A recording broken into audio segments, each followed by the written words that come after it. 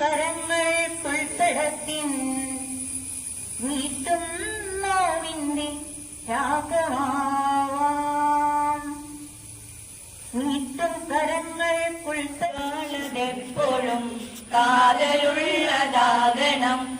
കാതലുള്ള വാക്കുകൾക്ക് വായന വളർത്തണം. വാക്കുകളതെപ്പോഴും നന്മയെ ഉണർത്തണം. നന്മയെ ഉണർത്തുവാൻ പഠിച്ചത് പകർത്തണം. വാക്കുകളതെപ്പോഴും ഉള്ളിൽ നിന്നുമാകണം. ഉള്ളു നിറയെ സ്നേഹമായതെന്നിൽ നിന്നും ഒഴുകണം. വാക്കുകളതെപ്പോഴും കാതലുള്ളതാകണം. കാതലുള്ള വാക്കുകൾക്ക് വായന